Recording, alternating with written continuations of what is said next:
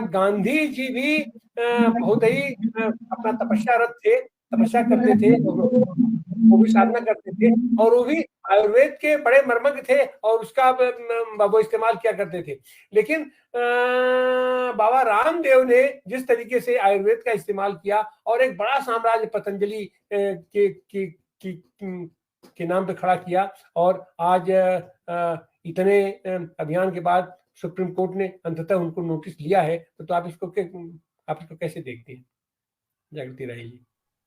जी, ये एक बहुत गंभीर विषय है और मैं इसको स्वास्थ्य के अधिकार से जोड़ती हूँ कि ये लोगों के स्वास्थ्य का जो उनका अधिकार है, उसकी एक बड़ी समस्या का ये अपने आप में ये एक छोटा सा कहते हैं ना कि पॉइंट है जिसको आप कह सकते हैं कि सरफेस के नीचे ज्यादा बड़ा जो है शिला छिपी हुई है, ऊपर तो उसका एक कोना सा दिखाई देता है।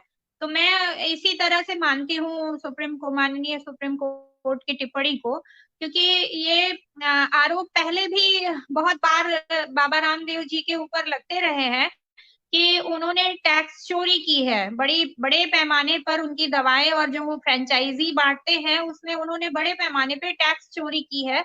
और दवाओं का दूसरा उनके ऊपर आरोप कई बार लगा कि उनके शहद पे और तमाम प्रोडक्ट्स पे कि वो जो क्वालिटी वो उस पे दावा कर रहे हैं और जो लिख रहे हैं वैसी क्वालिटी नहीं है उसकी।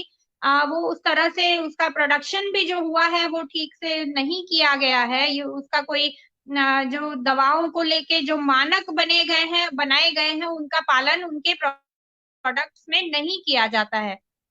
फिर तीसरा उनके ऊपर कोरोना के टाइम पे बहुत भयानक आरोप लगा कि उन्होंने जो है झूठा दावा किया कि वो कोरोना का इलाज कर पा रहे हैं, और उसके बाद जो है आईएमएफ और ये सारी एजेंसीज जो है उनके ऊपर लगी और कहीं, और उनके बड़े बड़े विज्ञापन आप सब देखते हैं कि अखबारों में, और सबसे ज्यादा टीवी पर एक पूरा चैनल है जो उनको ब्रांड के तौर पर स्थापित करता है।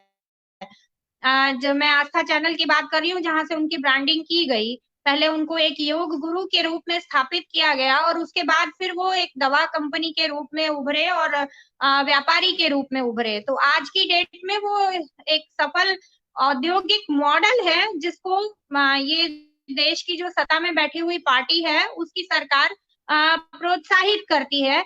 और कोई दो राय नहीं है मुझे ये कहने में कि ये एक आर्थिक मॉडल है भाजपा का जो जिसको रामदेव रिप्रेजेंट करते हैं। और उनका ये चाहे वो आयुष मंत्रालय का मामला हो चाहे ये हो, इन चीजों को वो कहते इस बात पे हैं कि वो स्वदेशी का और वैकल्पिक चिकित्सा पद्धतियों का को बढ़ावा दे रहे हैं, जो सुनने में बहुत अच्छा लगता है और लोग क्यों अप्रिशिएट करते हैं। इतनी बड़े पैमाने पे इसको एक साधारण चीज करके हम रामदेव की खिल्ली उड़ा के भले ही उसको संतुष्ट हो लें, लेकिन सच्चाई ये है कि इतने बड़े पैमाने पे लोगों ने उसको क्यों स्वीकार किया, क्यों अपनाया। तो उसका कारण ये है कि स्वास्थ्य की समस्या इस देश में भयावह हो चुकी है, लोग बीमारियों से ग्रस्त हैं और इलाज की कोई प्रॉपर व्यवस्था नहीं हो पा रही है। एलोपैथी का सिस्टम बिल्कुल है और वो मेडिकल साइंस जितना ज्यादा इम्प्रूवमेंट या रिसर्च हुई है दुनिया में, शायद किसी साइंस में इतना ज्यादा रिसर्च नहीं होता है। पर क्या रामदेव जी के ऊपर सवाल है कि उन्होंने रिसर्च के लिए कोई विंग बनाई है या कोई रिसर्च उनके यहाँ होता है, या रिसर्च पे कितना पैसा खर्च करते हैं। वो कहते हैं अपना पूरा प्रॉफिट वो जनता की भलाई के लिए खर्च कर देते हैं, लगा देते हैं। तो कितनी यूनिवर्सिटी और कॉलेजेस और कितने स्वास्थ्य के अस्पताल फ्री चला रहे हैं लोगों को जहाँ इलाज मिल रहा हो, हर जगह से वो पैसे कमा रहे हैं और सरकार की मदद से पूरा टैक्स की बचत करके सस्ती जमीनें लेके और महंगे अस्पताल खोल के चला रहे हैं। तो ये सारा जो बिजनेस मॉडल है उनका उसको समझना, लेकिन जो असली बात है वो ये है कि लोग स्वास्थ्य की प्रॉब्लम से इतना त्रस्त हैं, इलाज के लिए पैसे नहीं है और इसलिए उनको कोई विकल्प चाहिए था, कोई जगह चाहिए थी जो कर सके कि हाँ भाई आपका इलाज देखिए घर में घरेलू दवाओं से, घरेलू नुस्खों से हो सकता है। ये बात कहने की वजह से रामदेव ये दावा कर रहे थे कि हाँ लगातार कि वो हाथ के नाखून रगड़िए तो आपका बाल नहीं झड़ेगा, दंत कांति लगाइए तो आपका दांत ठीक हो जाएगा, हार्ट की प्रॉब्लम ठीक हो जाएगी, किडनी की प्रॉब्लम ठीक हो जाएगी, हमारे यहाँ आइए हम भोजन ठीक कराएंगे। और उसके नाम पे वो पैसे ले रहे थे और लोग जा रहे थे और लोग कह रहे थे कि नहीं नहीं नहीं हमको लाभ भी हो रहा है। तो इस बात को आप इग्नोर नहीं कर सकते। आज भी उनकी दवाएं जिस तरह से बिकती हैं वो क्यों वजह है, क्योंकि लोग राहत खोज रहे हैं। और हमारे देश की चिकित्सा व्यवस्था जो है इस मामले में बिल्कुल फेल्योर साबित हो रही है कि लोगों के शरीर का जो खिलवाड़ हो रहा है, जो खेती में जो रासायनिक खादों का उपयोग, जो मिलावट है, जो और तमाम तरह की हेजार्डस पॉल्यूशन की वजह से सिचुएशन बनी हुई है। मैं बनारस की बात करूं, एक एक घर, और मैं खुद भी पीड़ित हूं इस समय चिकनगुनिया और डेंगू की बीमारी से। लेकिन पैथोलॉजिस्ट 2,500 रुपए एक जांच करता है, 2,500 से कम नहीं लेता, और वो जांच करके लिखता है कि आपको टाइफाइड है। ये क्या क्या चल क्या रहा है इस देश में? मोदी जी की कॉन्स्टिट्यूएंसी में जांच करके वो लिख सारे लक्षण आपको, दवा भी डॉक्टर चिकनगुनिया की दे रहा है, लेकिन हड्डी तोड़ बुखार जिसको बोलते हैं, इतना दर्द और इतनी तकलीफ, महीनों बीमार रह रहे हैं लोग, हर घर में बीमार हैं लोग, लेकिन प्रशासन उसकी जवाबदेही नहीं ले रहा। और ये क्यों हो रहा है? जब आप स्वच्छता पे इतना पैसा खर्च कर रहे हो, स्वच्छता का इतना दावा कर रहे हो, तो पूरे उत्तर प्रदेश में ये डेंगू और चिकनगुनिया फैला है तो आप उसको आंकड़ों को दबा रहे हो, सच्चाई को छुपा रहे हो। कोरोना में IMF बहुत बढ़िया लड़ाई लड़ रहा है कोर्ट में, लेकिन उस लड़ाई में रामदेव जी को कोई कोई भी नुकसान होने नहीं दे रही है सरकार, या खुद कोर्ट भी उनको पेनाल्टी नहीं कर रहा। एक आम आदमी कैसे समझेगा, किस बात को सही समझेगा और किस बात को गलत करेगा? वो आज भी वो उनके पास राहत के लिए जाता है क्योंकि उसके पास कोई और ऑप्शन नहीं है। इसी देश में एक राजस्थान की सरकार है जो 25 लाख से बढ़ा के 50 लाख तक का इलाज फ्री कर रही है। और इस देश में उत्तर प्रदेश है जहां 22 करोड़ जनता रहती है, वहां जनता इलाज क्या जांच में पैसे खर्च कर करके बर्बाद हो रही है।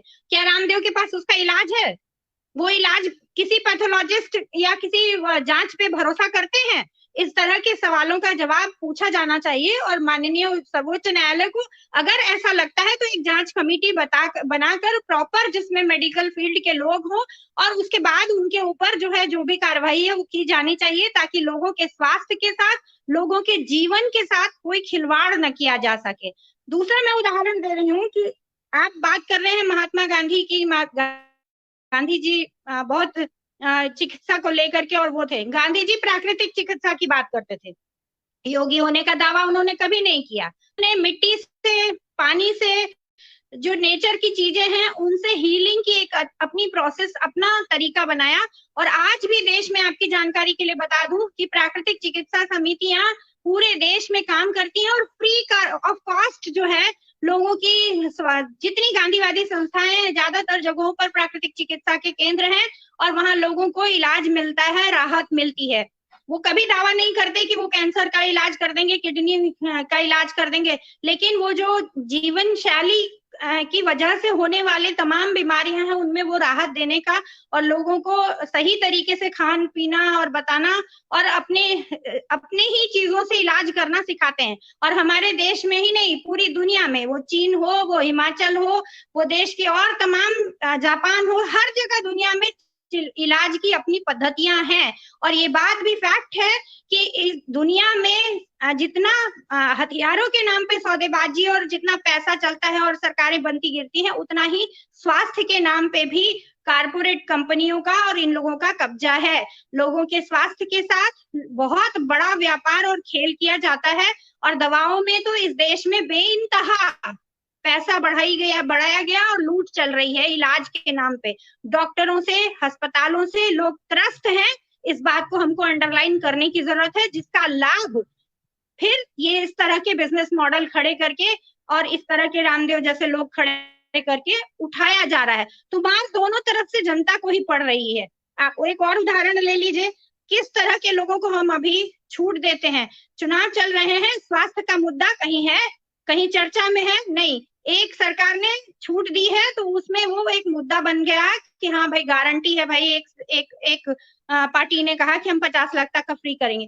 नहीं तो स्वास्थ्य का मुद्दा कहीं भी आने के लिए कोई जरूरत किसी को नहीं लगती है, क्योंकि आप तो भर्ती हो जाएंगे एम्स में जाके। आम आदमी को महीनों लाइन लगानी पड़ती है एम्स में भर्ती होने के लिए। हर जिले में एम्स होने की बात की गई थी, कहाँ है सबके लिए स्वास्थ्य का नारा? और प्राकृतिक चिकित्सा की जहां तक बात है या और तमाम वैकल्पिक चिकित्साओं की बात है, होम्योपैथी की बात है, आयुर्वेद की बात है, यूनानी की बात है, इन सबको महत्व दिया जाना चाहिए। इनके पुराने जितने स्कूल हैं, जितने अस्पताल हैं जहां पे इसका अध्ययन होता है, उनको महत्व दिया जाना चाहिए। और ये बात लोगों को पसंद है, आम लोग इन चिकित्सा पद्धतियों में भी राहत लेते हैं। आज एलोपैथ के डॉक्टर भी होम्योपैथी की, आयुर्वेद की दवाएं और टॉनिक वगैरह लिखते हैं। ऐसा नहीं है कि वो एक दूसरे के विरोधी हैं, और इसलिए झूठ प्रचार करने की कोई जरूरत नहीं है। आप जितना आप दे सकते हैं उतना दीजिए, लोगों को झूठ में और भ्रम में रख के मार्केट की जो ये पॉलिसीज है इस पे कंट्रोल करना, विज्ञापनों में जो झूठ दिया जा रहा है इस पे कंट्रोल करना, ये जरूर काम है। लेकिन ये केवल IMA या सुप्रीम कोर्ट का ही नहीं, सरकार का भी काम है।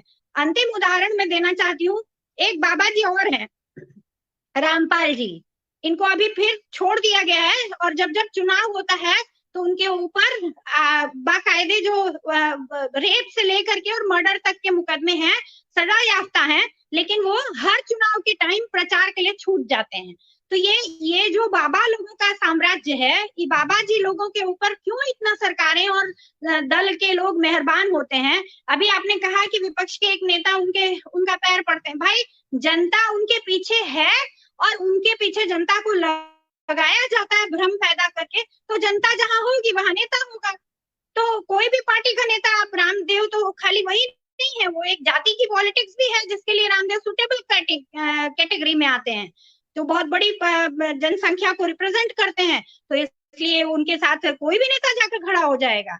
तो ये जो उनकी ताकत है, इस चीज को हमको समझना चाहिए, और उनके लिए भी देश का कानून एक बराबर है। जितना किसी एक साधारण डॉक्टर के लिए या एक मेडिकल प्रैक्टिशनर के लिए होना चाहिए, उसी तरह से बाबा रामदेव के लिए भी होना चाहिए, और उनके ऊपर भी वही नियम कानून, वही सारी चीजें लगनी चाहिए। और शिकायतें हैं अगर, तो ईडी को भेजा जाना चाहिए ना, जैसे सबके यहाँ भेजते हैं वैसे ईडी को भेजा जाना चाहिए, उनके ऊपर भी जांच होनी चाहिए। तो इस तरह की चीजें क्या इस देश में अब संभव है, सोची जा सकती है? नहीं, क्योंकि उनको सत्ता का संरक्षण प्राप्त है, और सत्ता ने अपना एक बिजनेस मॉडल खड़ा किया है जिसमें रामदेव जैसे लोग ही, और रामपाल जैसे, रामदेव जैसे लोग राम के नाम पर खड़े किए जाते हैं। तो हम लोगों के लिए, और वो तो मैं और याद दिला दूं कि सर्व सेवा संघ के जिस परिसर को बुलडोज कर दिया गया, उस परिसर को भी लेने के लिए रामदेव बहुत लालायित थे। कुसुमलता केडिया जो उसके पीछे पूरी कहानी के पीछे हैं, वो लेके उनको आई थी, और रामदेव जी घूम रहे थे कैंपस में, वीडियो रिकॉर्डिंग करा रहे थे, और हम लोगों ने विरोध किया था उनका कि भाई ये आपके लिए जगह नहीं है, ये गांधी के विचार का केंद्र है, आप बहुत पैसे हैं आपके पास, आप कहीं और बना लीजिए कुछ भी, यहाँ मत आइए। फिर वो खैर समझदार है, लौट गए, नहीं आए दोबारा। लेकिन ये प्रवृत्ति है उनकी, ये जहां जमीन होगी, जहां संपत्ति होगी, जहां संभावना होगी, वहां पूंजी लेके पहुंच जाते हैं। और इसीलिए रामलीला मैदान में भी थे, क्योंकि राजनीति में भी अपना हाथ पांव चलाने की कोशिश किए। भाई 5,000 रुपए और एक ड्राइवर और एक गाड़ी हर जिले में दे के और पार्टी बना लिए थे। वो तो पीछे से सरकार ने कहा कि देखो, जिस काम के लिए तुमको लगाया है उतने में सीमित रहो, ज्यादा उछलो कूदो मत, तो चुपचाप से अपना बिजनेस करने लगे। नहीं तो वो तो देश की पॉलिटिक्स चेंज करने आए थे और परिवर्तन पार्टी बना के काम कर रहे थे। तो हर चीज में हाथ आजमा लेते हैं। अभी बहुत ज्यादा एज नहीं है, हम ही लोगों के एज के हैं, तो संभावना है, उनके पास एज भी है काफी, और समर्थन भी है लोगों का। लेकिन अब डिक्लाइन पे है इस मामले में कि अब उनको कोई पॉलिटिशियन नहीं मानता, अब उनको प्योर व्यापारी मानने लगे हैं लोग। जानते हैं लोग, भी समझ रहे हैं कि हाँ भाई ठीक है, कुछ दवाएं उनकी ठीक है, कुछ काम कर देती हैं, शहद वहद लेना है ठीक है, लेकिन बहुत कम ही भक्त कैटेगरी के लोग ही हैं जो वहां जा जाके भर्ती होते हैं, या जिनके पास फालतू पैसा है और खुद को पैम्पर करवाना चाहते हैं, तो वो वहां चले जाते हैं। ठीक है, ऐसे लोगों के लिए पिकनिक के लिए जगह अच्छी है।